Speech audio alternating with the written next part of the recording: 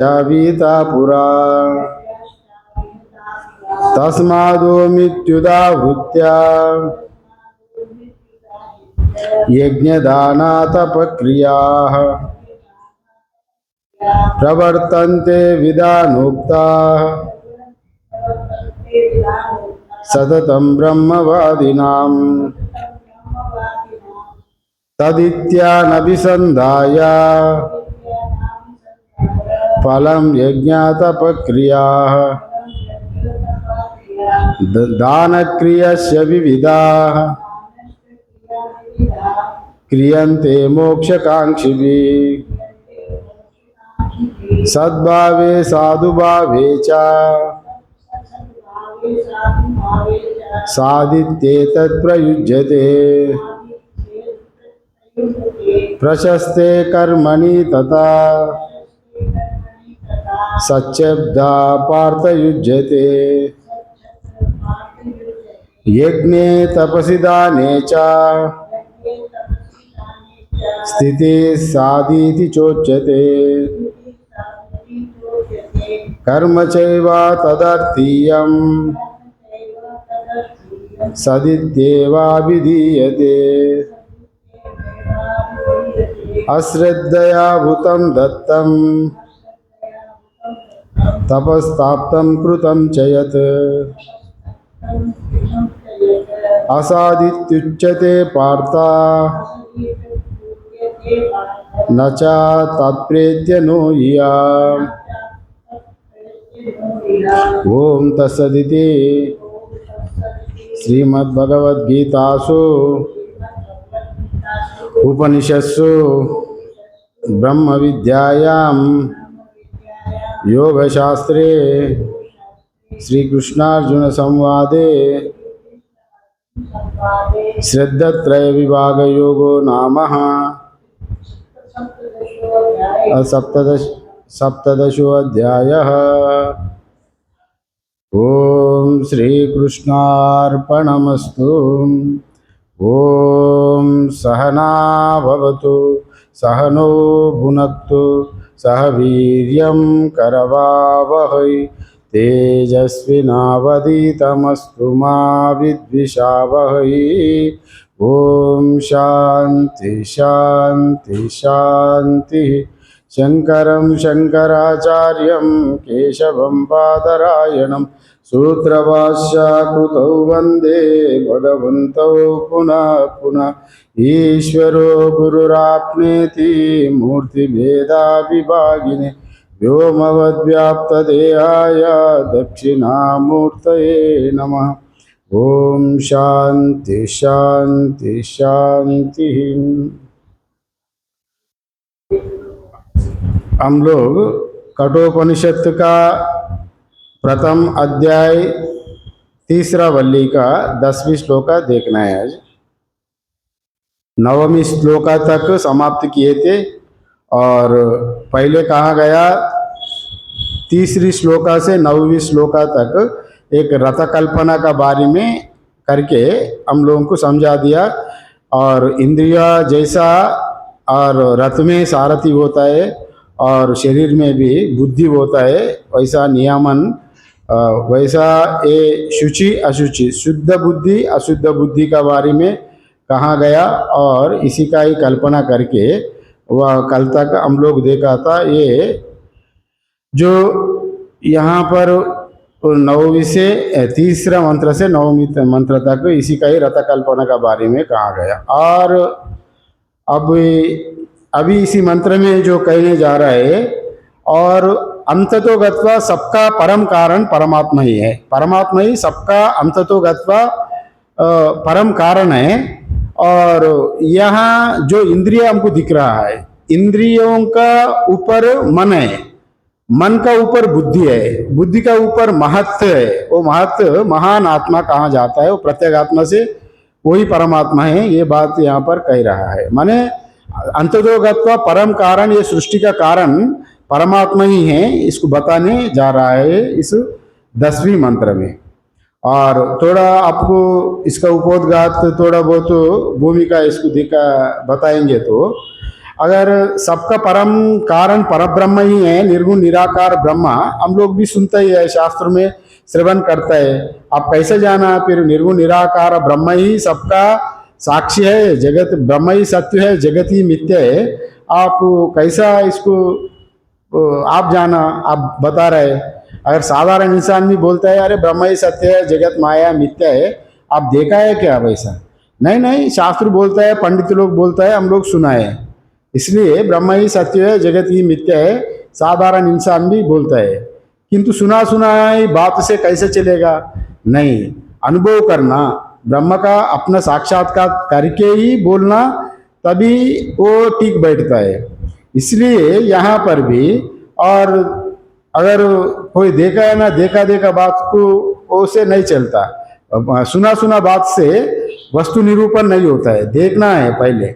अगर हम साधारणतः रास्ते में जाते समय, अरे कोई साधारण इंसान भी बोलता है थोड़ा नीचे देख के चलो, माने देख के तो आपको प्रत्यक्ष अनुभव हो रहा है, देखे तो, सुने तो वो परोक्ष अनुभव है। सुन के चलो कोई नहीं बोलता, देख के चलो बोलता है ना, वैसे ही ब्रह्म को भी देखना ही है।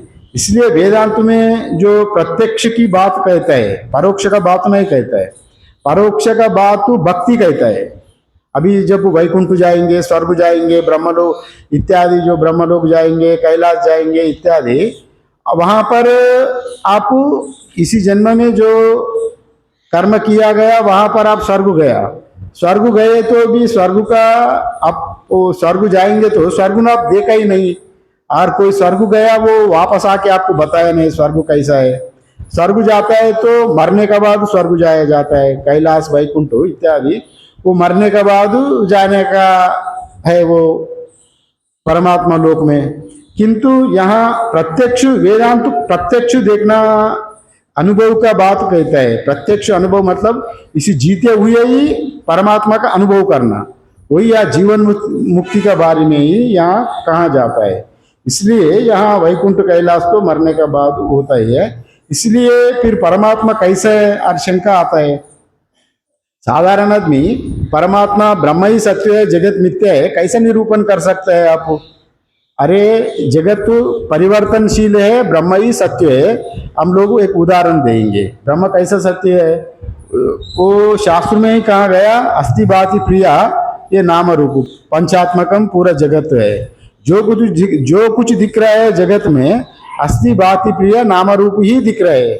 और नाम रूप माया का है, परिवर्तनशील है। अस्ति भाति प्रिय ब्रह्म रूप है, अपरिवर्तनशील है, वही सत्ता ही है, वही परमात्मा से ही, परमात्मा का ही सच्चिदानंद कहा जाता है। उसी का ही अस्ति भाति प्रिय बोलो, सच्चिदानंद बोलो, एक ही परमात्मा ही है। अगर आप इसको कैसे निरूपण करेंगे? अस्ति भाति प्रिय सत्य है और नाम रूप मिथ्या है। अगर एक उदाहरण यहाँ दिया जाता है, अगर एक बालक पैदा हुआ, पहले बालक नहीं था, बालक पैदा हुए तो कितने था वो? 1.25 फुट का था, माने 1 फुट 1.5 फुट 1.25 फुट तक, 1.25 फुट का बालक था, इतने एक हाथ का भी। तब भी वो जब उनका 25 साल हो गए तो वो 6 फुट का हो गया। तभी रोज बढ़ते गए ना।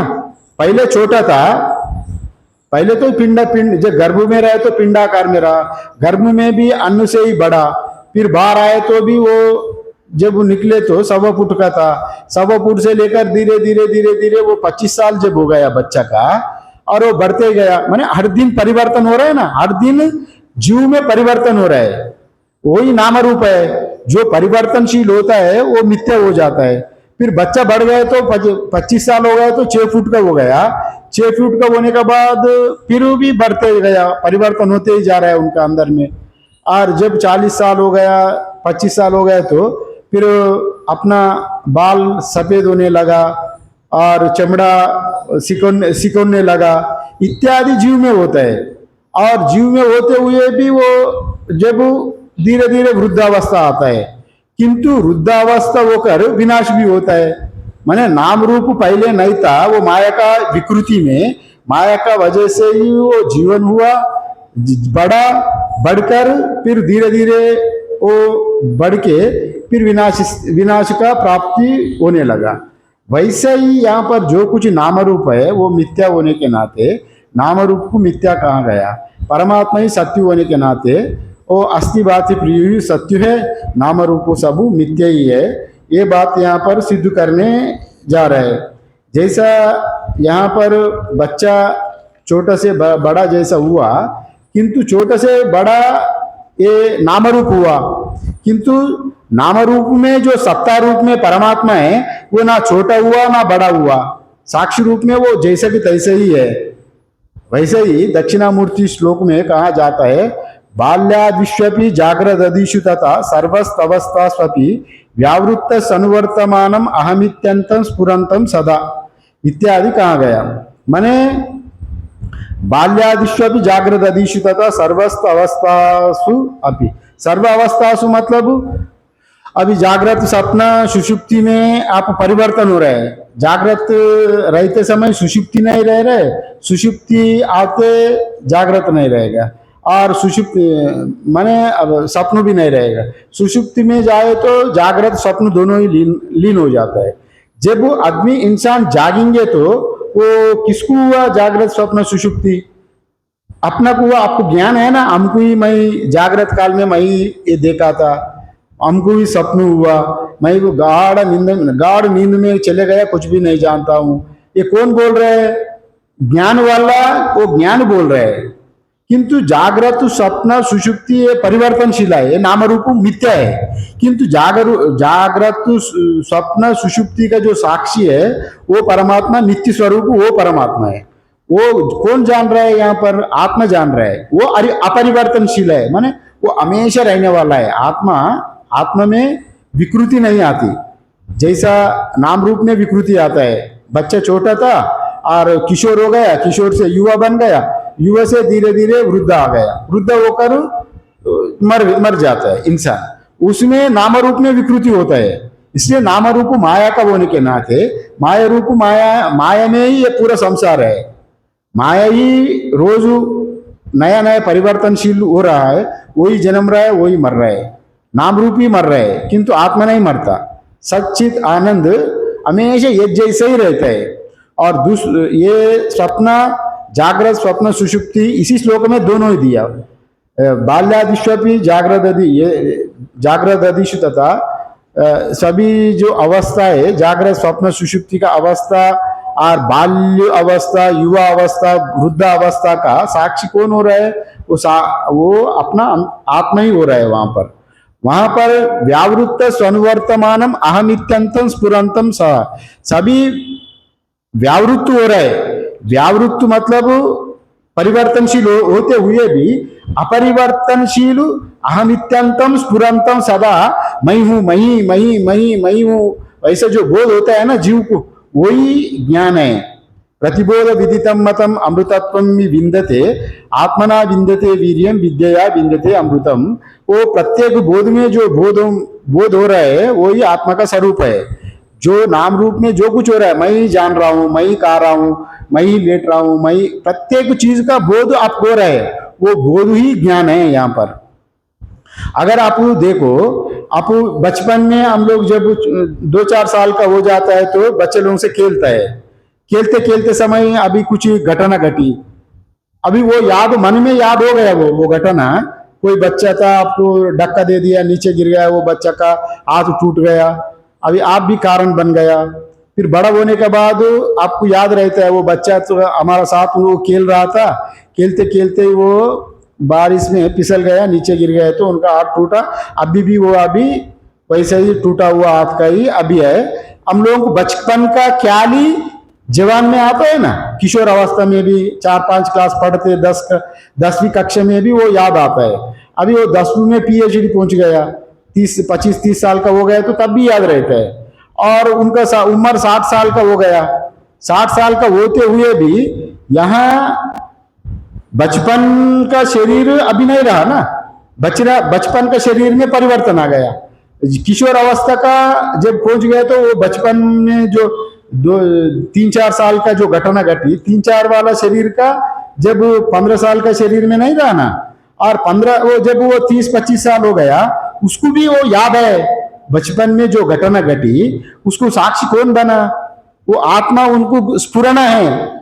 अहमित्येव स्फुरंतम सदा, वो स्फूर्ति मैं ही हूँ, मैं ही बचपन में वैसा था, खेल रहा था, किशोरावस्था में वैसा हुआ था, और युवावस्था में मैं शादी हो गया, दोस्त बन गया हम लोग, फिर बाद में नौकर किया, एक साथ में रहा, फिर वृद्धावस्था में बड़ा टेंशन आने लगा, फिर वो पूरा अभी आरोग्य भवन में जाए तो भी तब भी साथ में रहा, वैसा वैसा घटना आदमी की इंसान को याद रहता है। किंतु यहाँ परिवर्तन क्या हो रहा है, नाम रूप में परिवर्तन हो रहा है। वो जब जवान था, बच्चा था, बच्चे से किशोर हो गया, किशोर होने के बाद युवा हो गया, युवा से और बढ़ गया, उनका उम्र रिटायरमेंट हो गया, रिटायरमेंट के बाद आरोग्य भवन गया। ये सब किसको एक जैसा ये नाम रूप नहीं रहा। किशोर अवस्था से वृद्धावस्था तक परिवर्तनशील हो रहा है ना, ये नाम रूप माया में परिवर्तन हो रहा है, परिवर्तनशील है, इसलिए ये अनित्य है। इसलिए यहाँ पर ब्रह्म सत्यम जगत मिथ्या मतलब जगत हर दिन परिवर्तन होने के नाते जगत में कोई चीज वो हमेशा रहने वाला नहीं है, क्योंकि वो नाम रूप वाला है। जो चीज पैदा होता है वो चीज उसको मृत्यु भी होता है, इसलिए पैदा हुआ चीज वो हमेशा वो अपना नाश की ओर जाता है। किंतु इसमें जो बचपन से लेकर वृद्धावस्था तक अहमित्यंतम स्फुरंतम सदा, मैं जानता हूं, मैं वैसा था, मैं ही छोटा में बचपन में वैसा था, किशोरावस्था में वैसा था, आरोग्य भवन में वैसा था। अब कौन बोल रहा है? वो अपरिवर्तनशील आत्मा बोल रहा है वहां पर। भले आपका बुद्धि कारण हो, बुद्धि का साक्षी कौन है? यहां यही बताने जा रहा है। माने अभी जो इंद्रियों से हम लोग जो कह रहा है, बोल रहा है, व्यवहार कर रहे हैं, इंद्रियों से ही उत्कृष्ट उसका विषय है। तन्मात्रा बड़ा है, तन्मात्र से बढ़कर मन है, मन भी व्यापक होने के नाते मन भी बड़ा है, मन से बढ़कर बुद्धि है, बुद्धि से बढ़कर महातत्व है, वो महान है, वही प्रत्यगात्मा, वही परमात्मा है। यहाँ उसी का इसी श्लोक में वो वर्णन करने जा रहे हैं। श्लोक का ये यहाँ इंद्रियेभ्यः परव्यार्थ अर्थेभ्यश्च परं मनाम् मनसस्तु परा बुद्धि बुद्धेरात्मा महान परा, ये कहाँ गया?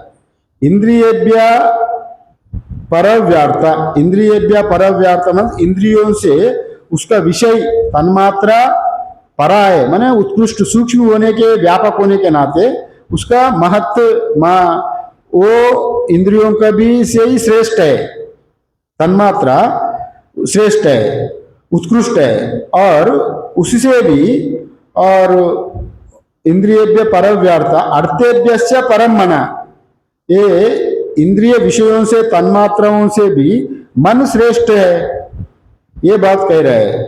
मनसस्तु परा बुद्धि, मन से भी श्रेष्ठ बुद्धि है, और बुद्धेरात्मा महान परा, बुद्धि से भी महान महत्त्व जो आत्मा वो महान परा है, और उससे परा और कुछ नहीं है। ये बात यहाँ कहने जा रहा है, आत्मा तत्व को विवरण कर रहे हैं। हम लोग कैसा आया, ये कार्य कारण संघात का, शरीर का ही मैं मानता है, इंद्रियों को मैं मानता है। कुछ लोग जड़ लोग क्या करते हैं ना, अपना शरीर कार्य कारण संघात इंद्रियों को ही मैं मानता है, और वैसा ही यहाँ दक्षिणामूर्ति में ही आता है, ये कार्य कारण माया को, देव को ही मैं मानने वाला लोग बहुत है। वैसा हम देव वाला नहीं है, और इंद्रियों वाला भी नहीं है, बुद्धि वाला भी नहीं है, मन वाला भी नहीं है। ये सबका ही एक से एक बढ़कर उसका कारण अत्यंत सूक्ष्म होने के नाते आत्मा ही परम यहाँ महान कहा गया।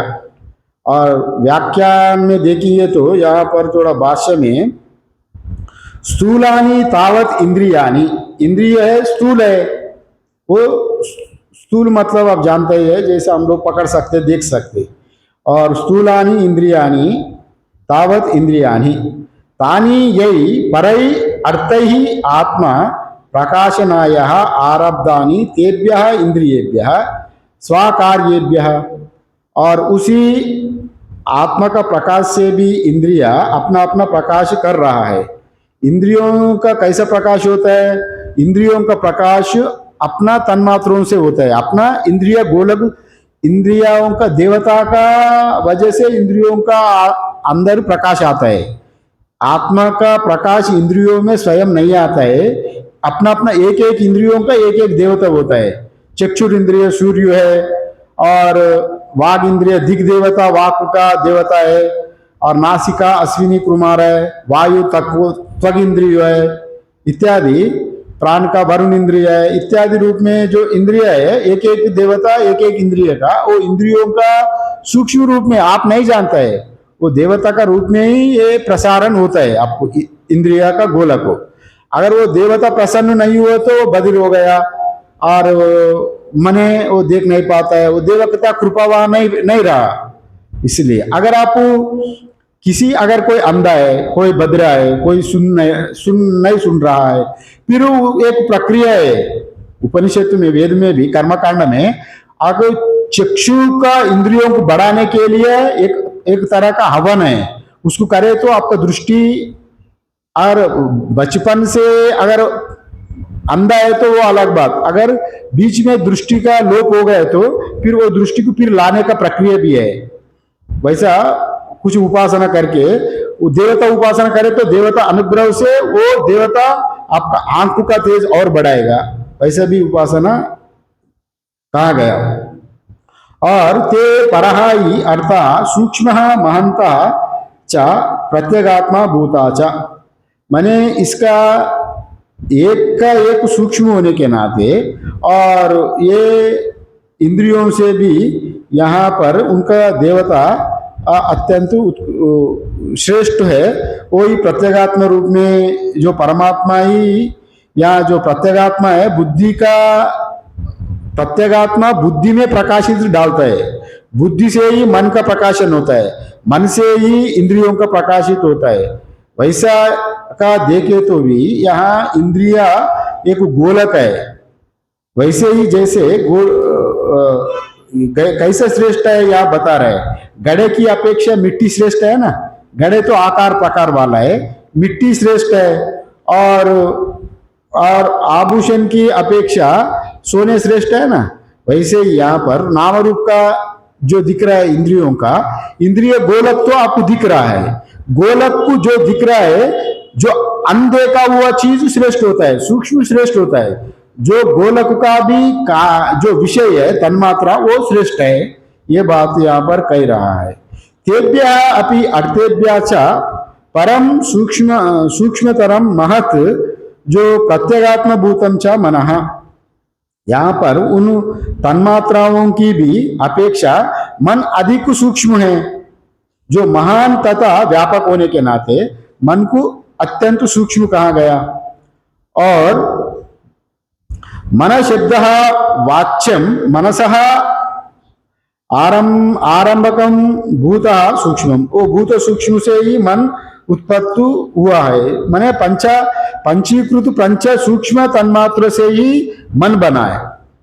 अभी जो कुछ ही हम लोग देख रहे हैं पंचग्रास तन्मात्र से शरीर बनता है, जो इंद्रिय बनता है मन, जो रसन इंद्रिय, जो ग्रहण इंद्रिय, त्वचा इत्यादि, वो पंच सूक्ष्म तन्मात्र से ही बनता है। उसमें भी मन अत्यंत सूक्ष्म तन्मात्र से यहाँ मन बनता है, ये बात यहाँ कह रहे हैं। जो फिर मन शब्द का अर्थ है वे जो अपंचीकृत सूक्ष्म भूत है, जो संकल्प विकल्प आदि जो आरंभ को मूल स्थान है मन, और ये बात को यहाँ कर कह रहा है। मन सूक्ष्म, इंद्रियों से भी तन्मात्र सूक्ष्म है, तन्मात्र से भी मन सूक्ष्म है, मन से भी बुद्धि सूक्ष्म है, ये बात यहाँ पर कहने जा रहा है। मनसा अपि परः सूक्ष्मतरः महत्तरः प्रत्यगात्म भूतः च बुद्धि, मन से भी सूक्ष्म होने के नाते और महत्तर होने के नाते बुद्धि अत्यंत महान है, मन से भी अधिक सूक्ष्म बुद्धि है। आत्मा का प्रकाश बुद्धि में पड़ता है, पहले मन में नहीं आती, पहले बुद्धि में ही आत्मा का प्रकाश होने के नाते, और मन से भी बुद्धि अत्यंत सूक्ष्म है। बुद्धि शब्द वाच्यम अध्यवसाय आदि आरंभकम भूत सूक्ष्मम, वो भी यहाँ भूत सूक्ष्म से ही बुद्धि बनता है। बुद्धि भी यहाँ पर महत्व से बुद्धि बनता है। मन तक यहाँ अन्नमयम सौम्य मनः इत्यादि कहा गया, जो समिष्टि महत्त्व है और उसी से ही व्यष्टि महत्त्व को बुद्धि कहा जाता है व्यष्टि रूप में। वो समिष्टि महत्त्व को वहाँ हिरण्यगर्भ कहा जाता है। हिरण्यगर्भ का भी से एक महत्व तत्व माने कारण रूप में जब बुद्धि ग्रहण करता है, और समिष्टि रूप में हिरण्यगर्भ से ही ब्रह्म विष्णु महेश्वर बनता है। जो ब्रह्म विष्णु महेश्वर का कार्य अलग अलग है, किंतु एक ही ईश्वर, वहां ब्रह्म विष्णु महेश्वर को फायदा हुआ नहीं कहा जाता, प्रकट कहा जाता है।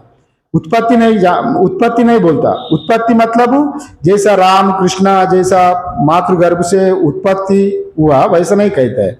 ब्रह्म विष्णु महेश्वर को प्रकट कहा जाता है। जैसे नारायणम पद्मभुवम वशिष्ठम, नारायण का कमल नाभि से पद्मभुवन जो ब्रह्मा जी प्रकट हुआ, वह उत्पत्ति नहीं कहा जाता है और वहां प्रकट हुआ। ब्रह्मा जी से वैसे ही ब्रह्मा जी से भ्रुकुट से रुद्र प्रकट हुआ, वैसा प्रकट कहा जाता है। नारायण ब्रह्म विष्णु महेश्वर को प्रकट कहा जाता है। वो हिरण्यगर्भ से ही सूक्ष्म तन्मात्र से प्रकट हुआ वहां पर, समझ रहे हैं ना। परमात्मा से ही यहाँ प्रकट कहा जाता है। वो एक ही चीज तीनों में बांटा जाता है, अलग अलग नहीं है यह व्यवहार के लिए।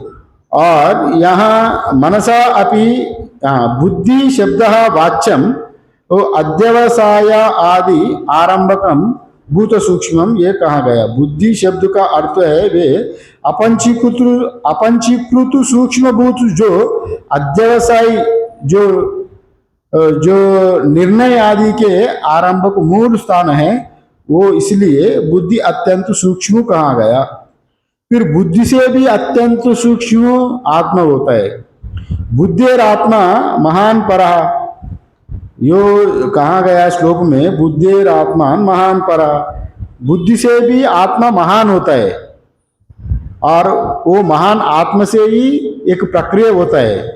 उसी प्रक्रिया से अगर एक गाड़ी चला रहा है, कार आपका गाड़ी चलाए, तो अभी गाड़ी सीधा सीधा तेल आप गाड़ी में डालेंगे तो गाड़ी सीधा तेल नहीं खाएगा ना, वो पहले पहले इंजन में जाएगा सूक्ष्म रूप में, वो इंजन से दूसरा जगह में सर्कुलेट करेगा, उसको दूसरा प्रकाशित करेगा, उसका वो जब वहां पर पिस्टिन से जाके उधर से इधर घूम के जब ग्रास रूप में चक्कर घूमने लगेगा, वैसे ही यहाँ पर सूक्ष्म तत्व पहले आत्म तत्व बुद्धि में आकर, बुद्धि से मन से मन का देवता का जो तन्मात्र से इंद्रियों से आपको प्रसारण होता है।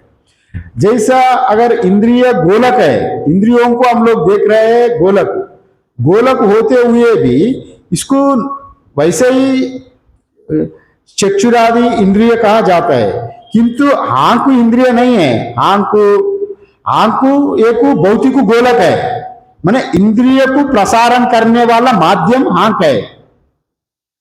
अगर आंख को, अंधे को भी आंख रहता है, अंधे लोगों का भी आंख रहता है कि नहीं देख पाता है, वो इंद्रिय काम नहीं कर रहा है, किंतु ये इंद्रिय प्रसारण, वो इंद्रियों को प्रसारण करने वाला माध्यम गोलक है, आंख है।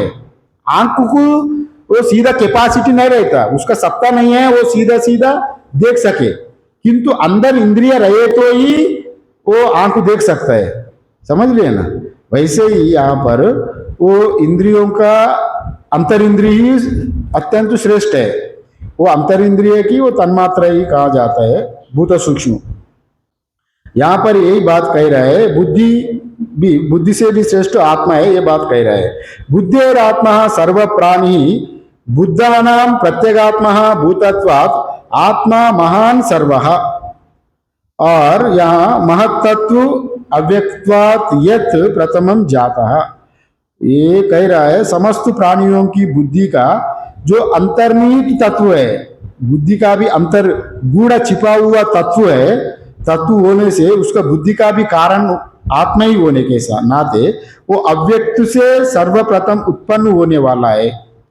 अव्यक्त से सर्वप्रथम जो बुद्धि उत्पन्न होता है, किंतु बुद्धि का भी कारण महान है आत्मा। और ये यहाँ पर ये कह रहा है यत प्रथमम जात हिरण्यगर्भम तत्वम बोधः अबोधात्मकम महान आत्मा बुद्धे परः इति उच्यते। मतलब वहाँ चैतन्यात्मक हिरण्यगर्भ तथा जो जड़ात्मक महत्त्व रूप जो महान आत्मा है, उसी महान आत्मा से ही वहाँ बुद्धि से भी पर है। महान आत्मा बुद्धि से भी पर है, माना बुद्धि का भी साक्षी है, जो अधिक सूक्ष्म महान तथा व्यापक होने के नाते परमात्मा ही वहाँ पर अत्यंत श्रेष्ठ माना गया है। इसका थोड़ा विवरण अगर देखेंगे तो यहाँ पर इंद्रियेभ्यः परव्याप्ता मीन्स इंद्रियों से उनके विषय उत्कृष्ट है, क्योंकि वहाँ सूक्ष्म व्यापक होने के नाते इंद्रिय अत्यंत सूक्ष्म है। और बाह्येंद्रिय से उसका कारण सूक्ष्म होने के नाते उसका तन्मात्र जो इंद्रिय एक गोलक है, अंतर इंद्रिय श्रेष्ठ माना गया है। वही अंतर इंद्रिय हांक कान इत्यादि तो हम लोग देखते ही है, किंतु अंतर इंद्रिय वो दिखा नहीं जाता है। और ये बात अगर कोई अंधा भौतिक रूप में अंधा है, गोलक काम नहीं कर रहा है, किंतु इंद्रिय वो सक्षम है अंदर में, अंतर इंद्रिय अंदर में है, किंतु वो गोलक काम नहीं करने के वजह से वो भी अपना आप में इंद्रिय होते हुए भी वहाँ मीडिया ना होने के नाते वो वहाँ काम नहीं कर रहा है। अपना पास सब कुछ है, टेलीविजन का प्रसारण भी है, टेलीविजन भी हो रहा है, किंतु टेलीविजन का कुछ पर्दा ऊपर वाला खराब हो गया, वो ठीक करे तो वो ठीक हो जाएगा, ऊपर वाला हिस्सा उपाधि काम नहीं कर रहा है, सब कुछ ही ठीक है वहाँ पर। वही यहाँ पर वह इंद्रियों से उसका अंतर इंद्रिय श्रेष्ठ यहाँ कहा गया। और अर्थ मीन्स इंद्रियों का शक्ति को ही यहाँ अर्थ कहा गया, सूक्ष्म इंद्रियों को अर्थ कहा गया। अर्थेभ्यस्य परम मना बोला ना, अर्थ मतलब वो सूक्ष्म तत्व को, सूक्ष्म इंद्रियों को वहाँ अर्थ रूप में कहा गया। और इंद्रियों से जो इंद्रियों से अगर पूछा गया तुम्हारा अंदर में जो सच्चित आनंद जो अस्थिभाति प्रिया कहाँ से आया, अगर इंद्रियों बोला हमारा अस्थिभाति प्रिया हमसे नहीं आया, हमारा मन का अस्तित्व से ही हम लोग अस्तित्व है, हमारा हम लोगों को जो प्रसारण मन से ही हमारा अस्तित्व आया, हम लोग इसलिए मन का वजह से ही हम लोग है। जब हम लोग गाढ़ नींद में जाएंगे सुषुप्ति में, तब पूरा इंद्रिय मन में ही चले जाता है, मन में अंदर में सिकोड़ लेता है, मन का अंदर ही चले जाता है। फिर जब जागृत हो जाएंगे तो मन से ही फिर आके अपना अपना गोलक में कार्य करने लगेगा इंद्रियों। वैसे ही ये मन ही कारण है इंद्रियों का, इसलिए कार्य से कारण उत्कृष्ट होता है। ये बात यहाँ पर मन का श्रेष्ठता को यहाँ पर बताया गया। मन ही सब इंद्रियों का कारण ये स्पष्ट किया। मनसा पश्यति, मनसा शृणोति, मनसा विजानाति, श्रुति में भी कहा गया, उपनिषद में भी मन से ही देखा जाता है, मन से ही सुना जाता है, मन से ही स्पर्श किया जाता है, वैसा कहा गया। अगर वहां मन नहीं है, अगर कोई आपको स्पर्श किया वहां से मन नहीं है, आपका ऊपर कोई हाथ डाले तो भी आपको वो बोध नहीं होगा, अरे वहां पर मन उपस्थित नहीं है। कभी कभी मन अमनी होता है, मतलब मन कहाँ खो जाता है किसी चीज में, और कोई चीज को देखते हुए भी उसका ऊपर मन नहीं जाता है। आंख भी है, इंद्रिय भी है, किंतु वह मन नहीं है तो वो वस्तु को आप नहीं देखेंगे। अरे मैं थोड़ा अनदेखा हुआ, अनदेखा किया, मैं थोड़ा देखा नहीं था, मैंने उसका ऊपर ख्याल नहीं गया आपका। वैसे ही यहाँ पर मन को कारण माना गया, ये बात कहा गया। इंद्रियों का अधिष्ठाता और वो मन ही है, ये अपना अपना इंद्रियों का भी शक्ति अपना इंद्रियों का देवता से ही होता है। श्रोत्रादि इत्यादि दिग् देवता, त्वचा का वायु देवता, रसनेन्द्रिय का वरुण देवता इत्यादि जो बताया, ग्राना सूंघने का अश्विनी कुमार देवता, ये बताया गया। और इंद्रियों का कार्य कारण रूप से तीन तीन विभाग है, इंद्रियों से भी तीन तीन विभाग है। एक आदिभूत, आध्यात्म, आदिदैव। इंद्रियों में इसको आप समझेंगे तो बड़ा सूक्ष्म तत्व को समझने में आसान होता है। आदिभूत कौन होता है? अब जो देख रहा है पंच इंद्रिय, चक्षुरादि, श्रवण, नासिका इत्यादि, वो आदिभूत है। माने भौतिक भौतिक रूप में देखने वाला आदिभूत कहा जाता है। इंद्रिय गोलक को आदिभूत कहा। आध्यात्म मतलब अंतर इंद्रिय को, इंद्रियों को शक्ति देने वाला, जो आदिभूत इंद्रियों को शक्ति देने वाला आदि आध्यात्म आध्यात्म कहा गया। माने वो अंदर में है, आद्या आत्म अंतर में है। फिर दूसरा आदि दैव है, माने वो देवता जो इंद्रियों का आदि आध्यात्म को भी शक्ति देने वाला देवता होता है, वो आदि दैव कहा गया। वो देवता जैसा सूर्य से ये आंख का दिखता है, सूर्य का डायरेक्ट, वैसा सूर्य का देवता मतलब यहाँ सूर्य भी जड़ है। सूर्य अंतर्गत चैतन्य को वहां माना गया। सूर्य को साक्षात सूर्य जड़ है, सूर्य का अंतर्गत अधिष्ठान चैतन्य को वहां देवता कहा गया। ठीक है ना, समझ लिया। क्योंकि हम अगर सूर्य देवता है, सूर्य को मैं देखेंगे तो आंख में सूर्य, जो सूर्य में है वो भी आंख में है, दाहिना आंख में, मतलब आप सूर्य सीधा सूर्य को देखेंगे, सूर्य तो जलता हुआ गोलक है, और आंख में भी वो ऐसा जले तो आंख चले जाएगा ना। वो जलता हुआ सूर्य को यहाँ सूर्य नहीं कह रहे हैं। हम लोग सूर्य भगवान को अर्घ्य देता है तो ये सूर्य को नहीं, सूर्य अंतर्गत चैतन्य। जब हम लोग गंगा जी का स्नान करता है तो गंगा जी का जल में डुबकी नहीं लग रहा है, गंगा जी का अधिष्ठात्री जो देवी है वो हमको फल देने वाला वो होती है। सिर्फ गंगा जल जड़ है, गंगा जी का अधिष्ठात्री देवी वो सब व्यापक है, वो व्यापक आपको आशीर्वाद देगी।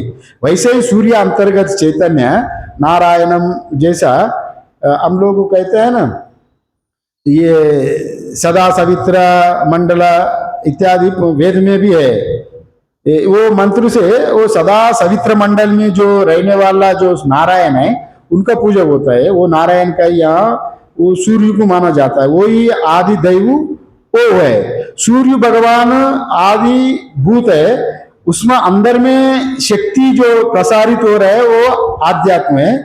आदि दैव वहां सूर्य का हिसाब से देखेंगे तो परमात्मा ही वैसा होता है। अगर ये शरीर में देखे तो आदि दैव इंद्रिय है, आध्यात्म इंद्रियों का शक्ति है, आदि दैव आध्यात्म, आदि दैव वो शक्ति का भी देवता, शक्ति प्रसार करने वाला देवता है। यहाँ इसी प्रकार का बताया गया। और आकाश में भी वैसा जैसा अब बताया गया, सूर्य का भी वैसे ही होता है। जैसा हम लोग वेद में भी है, नारायण सर्षियासन सन्निविष्टा केयुर्वान मकर कुंडलवान किरीटी हरि हिरण्मय वपुत्त शंख चक्र इत्यादि, वो हरि का ही स्मरण होता है वहां पर। नारायण मतलब विष्णु ही सूर्य रूप में है, सूर्य का शक्ति देने वाला नारायण ही है, वो श्लोक में वहां कहा गया। और मनसस्तु परा बुद्धि, दूसरा में बताया मनसस्तु परा बुद्धि मीन्स मन से भी बुद्धि अत्यंत सूक्ष्म है। मनसस्तु परा बुद्धि, मन से ही सूक्ष्म महान और बुद्धि है, और मन से भी सूक्ष्म बुद्धि है, और मन का प्रकाशक है। अगर मन को भी पूछेंगे तो तुम्हारा अंदर ये सत्ता कहां से आया, मन भी बोलने लगा वो सत्ता मेरा नहीं है, वो बुद्धि का ही सत्ता है। मन बुद्धि की फॉरवर्ड करेगा। अभी जैसा दफ्तर में जाएंगे तो भाई ये काम करे तो ये मेरा काम नहीं है, वो अधिकारी के पास हो जाए तो नहीं, मेरे ऊपर वो है उनका पास जाओ, ये मेरा ऊपर ये है उनका पास जाओ, अंत तो कहता वो परमात्मा पास ही जाएगा। ये भी हम शरीर इंद्रियों को शरीर को जब मानता है तो मन इंद्रियों से मन श्रेष्ठ है, मन से बुद्धि श्रेष्ठ है, बुद्धि से आत्मा श्रेष्ठ है, ये बात कहने का यहाँ बात कह रहा है। और मन ने कहा मैं ये सच्चिदानंद मेरा सत्ता मुझ में मेरा कारण से नहीं है, बुद्धि का कारण यहाँ आया अगर मन कहा गया। और मन स्वयं जड़ है, मन स्वयं जड़ है। हम मन को अत्यंत सूक्ष्म होने के नाते मन को मानता है। मन एव मनुष्याणाम कारणम बंध मोक्षयो, सत्वगुण मन आपको ठीक रास्ते से ले जाएगा, रजोगुण मन तमोगुण मन संसार में बांध देगा। वैसे ही मन ही अन्न से ही पैदा हुआ, और चांदोग्य उपनिषद में भी कहा गया अन्नमयम ही सौम्य मनः आपोमयम प्राणः और तेजोमयम वाक इत्यादि कहा गया। मन से ही अन्न उत्पन्न हुआ और जल से ही प्राण उत्पन्न हुआ, तेज से ही वाक उत्पत्ति हुआ। वैसा बोले तो इनको अन्नमयम सौम्य मन, मन अन्न से कैसे उत्पन्न हुआ? मन तो सूक्ष्म है, अन्न तो जड़ है, हमको दिख रहा है, मन कैसा बनता है? फिर श्वेत केतु ने पूछा पिता उद्दालक जी से, उद्दालक जी ने ऋषि ने बताया, देखो बेटा तुम 15 दिन तक भोजन मत खाओ, पानी पी लो, प्राण बचे रहेगा। 15 दिन भोजन नहीं करना। तभी वो 15 दिन भोजन नहीं खाए तो तभी मन काम करना बंद हो गया। और 15 दिन के बाद पिताजी आके, तुम पहले तो बहुत पाठ किए थे, ये पूरा पुस्तक तुम याद है, इसको देख के 2-3 श्लोक पढ़ो, हमको ख्याल नहीं आ रहा है, अभी मन काम ही नहीं कर रहा है ना। देखो अगर तुम अन्न खा लो अभी, ठीक है 15 दिन हो गया, थोड़ा बहुत अन्न खा के आओ, अन्न खाने के बाद 1 घंटा में फिर आ गया पाठ करो तो बिना देख के पाठ करने लगा। मैंने तुम देखो अभी समझ में आया, मन अन्न से ही बना। वैसा और प्राण जल से प्राण बनता है, और वैसे ही वाक तेज से, मतलब तेल घी इत्यादि, तेल मतलब डायरेक्ट आग, मतलब तेल, तेल घी इत्यादि जो हम लोग खाता है उससे वाक तेज होता है। ये बात यहाँ पर कहा गया, इस बात को श्वेत केतु को समझा दिया। और मन की अपेक्षा बुद्धि सूक्ष्म है, वो प्रत्यगात्मा है, और मन से भी अधिष्ठाता परमात्मा ही ये बताने जा रहा है, जो ब्रह्म विष्णु महेश्वर भी एक हिरण्यगर्भ से ही आया है, और उसमें प्राकट्य बताया गया। और समय भी वो थोड़ा बहुत, आज क्लास थोड़ा देरी से शुरू किया, और 2-4 मिनट अब इसको पूरा कर लेंगे थोड़ा से। और प्राकट्य जैसा हुआ ब्रह्म विष्णु महेश्वर, प्राकट्य कहा जाता है, उत्पत्ति नहीं बताता है उनको, वैसे ही यहाँ पर ये सूक्ष्म तत्व होने के नाते यहाँ पर ये बुद्धि से भी यहाँ पर महान परा, बुद्धेरात्मा महान परा कहा गया। बुद्धेरात्मा महान परा मतलब बुद्धि से ही आत्मा अत्यंत उत्कृष्ट है, ये बात कहा गया। यहाँ महान मीन्स अर्थात महत्त्व है। माने आत्मा शब्द का जो भाष्य में प्रत्यगात्मा को यहाँ पर प्रत्यगात्मा का शब्द में यहाँ पर भाष्य में लिखा है, यहाँ महत्त्व मतलब प्रत्यगात्मा का ही महत्त्व रूप में वहाँ भाष्य में लिखा है। प्रत्यगात्मा का जो स्पंदन से ही मन इंद्रिय आदि स्पंदित होता है। अंदर में जो प्रत्यगात्मा है, पूरा प्रपंच में परमात्मा का स्पंदन से ही पूरा स्पंदित हो रहा है। ईश्वर, हिरण्यगर्भ और ब्रह्मा विष्णु महेश्वर, और ब्रह्मा विष्णु महेश्वर का कारण से जो जो प्रपंच दिख रहा है, पूरा ब्रह्मा विष्णु महेश्वर से ही, ब्रह्मा विष्णु माने मूल कारण परमात्मा ही है, उनसे ही स्पंदित हो रहा है। और इस व्यष्टि शरीर में भी प्रत्यगात्मा से ही ये पूरा मन इंद्रिया स्पंदित हो रहा है। ये बात को यहाँ पर कहा गया, कैसे स्पंदित हो रहा है, वहां पर मांडुक्य कारिका एक उपनिषद है, उसमें बताया गया, यथा स्वप्ने दयाभासम स्पंदते मायया मना, तथा जागृत दयाभासम स्पंदते मायया मना।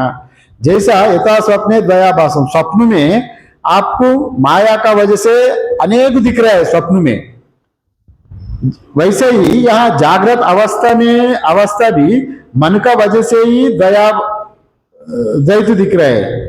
मन में ही ये सब हो रहा है, आत्मा में कुछ नहीं हो रहा है। वैसा गौड़पदाचार्य ने यहाँ पर ये बताया गया। ये स्पंदन का कारण यहाँ बुद्धि का, प्रत्यगात्मा का स्पंदन से बुद्धि में स्पंदित हो रहा है, बुद्धि स्पंद से ही मन स्पंदन हो रहा है, मन स्पंदन से इंद्रिय स्पंदित हो रहा है। ये पूरा स्पंदन, ये बात को कहा गया। जैसा और दूसरा भी दृष्टांत दिया गया, रुजु वक्रादिकाभासम अलाता स्पंदितम यथा ग्रहणा ग्राहकाभासम विज्ञाना स्पंदितम तथा, विज्ञानी स्पंदित हो रहा है। जैसा यहाँ पर एक दृष्टांत दिया गया, अलात दृष्टांत। अलात मतलब क्या होता है, मसैल। मसैल मतलब हम लोग जो बारात में चलते थे पहले जमाना में, एक हाथ में जो किरोसिन वाला कपड़ा बांध के वो आगे जाते थे, वैसा इलेक्ट्रिक नहीं था ना, उसको मसाल कहता है। अगर उसको नाचते समय उसको गोलाकार घुमा दो, वो गोल जैसे दिखता है। आग तो है एक ही, हाथ में मसाल है, उसको गोलाकार दिखाया तो गोलाकार दिखा, चक्राकार दिखाया तो चक्र, त्रिभुजाकार लगे तो त्रिभुजाकार आग दिखेगा, अगर जैसे सीधा घूमे तो लाइन जैसा दिखेगा। है तो एक ही अग्नि, अग्नि में तो कोई भेद नहीं है, किंतु आप जैसे जैसा घुमाते रहेंगे उसी उसी पैटर्न में वो बनते जाएगा। वो पैटर्न का ही यहाँ पर वैसे ही यहाँ अग्नि स्थान में आत्मा है, आप जिस जिस शरीर में जाए तो उसी उस जैसे दिख रहे हैं। समझ लिए ना, आत्मा वो शरीर नहीं बना। जैसा यहाँ वो अलाप को माने वो मसाइल को आप जैसे चक्र जैसे घुमा, वो चक्र जैसा आपको आभास हो गए वहां पर चक्राकार, किंतु मसाल चक्र बना वहां पर, अग्नि आग चक्र नहीं बना ना। वैसे ही आत्मा ये प्रपंच नहीं बना, किंतु आत्मा जैसे जैसा वो स्पंदित हो रहा है, जैसा मैजिशियन वो जैसे जैसा हाथ घुमाता है, कठपुतली वैसा वैसा खेला जाता है।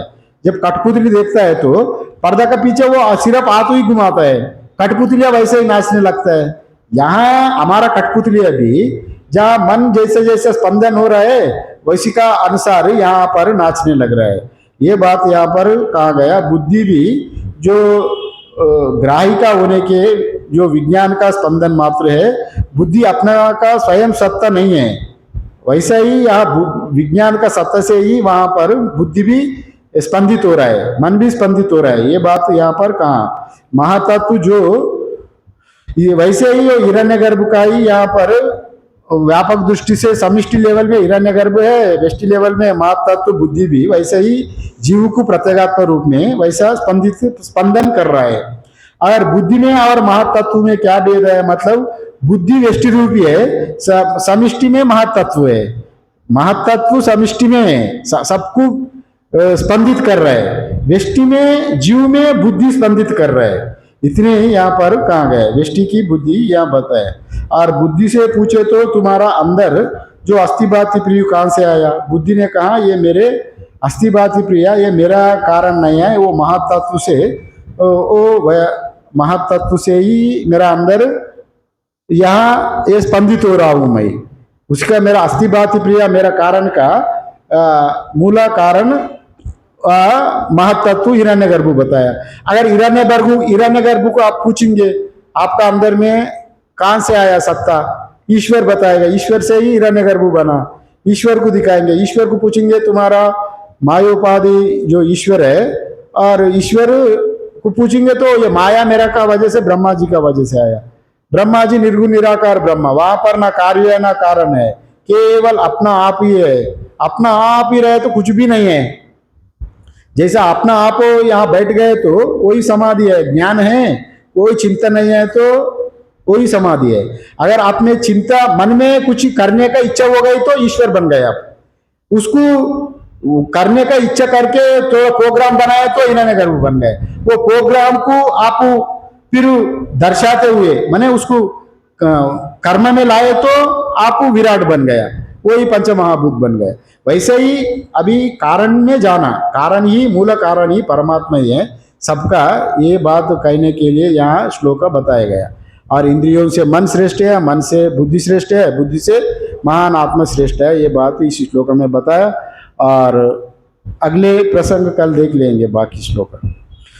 ओम पूर्णमदा पूर्णमिदं पूर्णात् पूर्णमुदच्यते पूर्णस्य पूर्णमादाय पूर्णमेवावशिष्यते। ओम शांति शांति शांति। शंकरं शंकराचार्यं केशवं बादरायणं सूत्रभाष्यकृतौ वन्दे भगवन्तौ पुनः पुनः। ईश्वरो गुरुरात्मेति मूर्तिभेदा विभागिने व्योमवद्व्याप्तदेहाय दक्षिणामूर्तये नमः। ओम शांति शांति शांति। ओम सर्वे भवन्तु सुखिनः, सर्वे सन्तु निरामया, सर्वे भद्राणि पश्यन्तु, मा कश्चित् दुःखभाग् भवेत्। ओम शांति शांति शांति।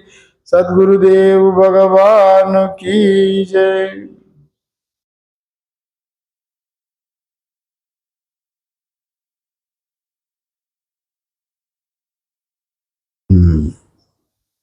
ఓం కర్పూరగౌరం కరుణావతారం సంసారసారం భుజగేంద్రార్ సదా వసంతం హృదయారవిందే భవం భవానీ సైతం నమామి అసితగిరి సమస్యాత్ కజ్జలం సింధు పాత్రే సురతర్వరుషాకా లేఖనీ పత్రమూర్వి లిఖతి అధిగృహీత్వా శారదా సర్వకాలం తదపి తవ గుణానామీశ పారం నయాతి त्वमेव माता च पिता त्वमेव बन्धुश्च सखा त्वमेव विद्या द्रविणं त्वमेव सर्वं मम देव देव। ओम नमो पार्वती पदे हर हर